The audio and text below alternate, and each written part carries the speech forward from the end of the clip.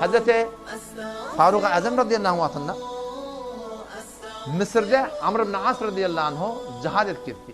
Mısır'ıyla bilen, şu vakan adamlar bilen. Otam bir tane kal'a var, Babilyon diye. Şu kal'ani fethetmeli. Her nece aladet diye boluna. Ahir Faruk Azam radıyallahu anh'a namı yazdı diye. Ya Emir Müminin niru gerek. Ne mi gerek? Kömek gerek. Ne gerek? 4000 nefer gerek. 4000 nefer bana niru verdi diye. Faruk Azam radıyallahu anh ne etti? 3000 bir adamı verdi diye.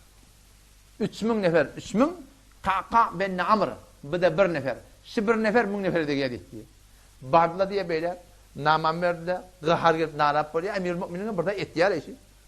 Med 4000 nefer diyen 3000 bir nefer verdi.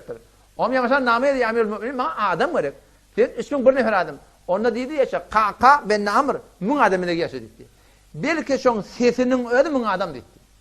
Sesinin öyle. Sonra cem başladı ya maşadan. Şeyle mi o şeyle. Yang kal'ani muhasret yerler. Kal'ı baba diyor. Ka'ka bin Amr radıyallahu anh sahaba da bir iğrenç bir sesi varmıştı ki. Şu kal'an onu bir Allahu Ekber deyip ha. Kal'ı tandıramandır diye. Yamaşan yine bir Allahu Ekber diye. Kal'ı tandıramandır. İçindeki adamdan korktu. Öldü kapını açtı diye.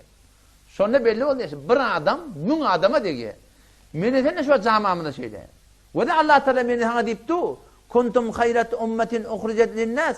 Biz sizi kul insaniyetin çıkardık.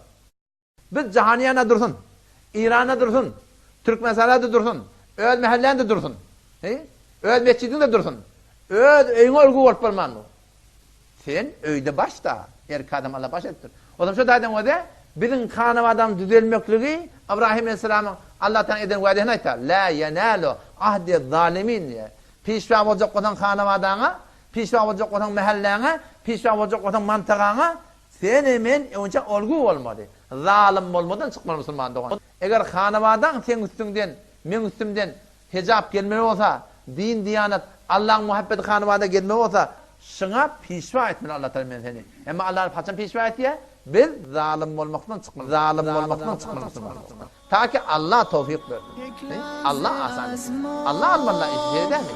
رو بر مگردان ما را به خود گیر ای شاه دوران ما را ز لطفت عشقی بیاموز در ما ز عشقت شمعی برافروز استغفر الله استغفر الله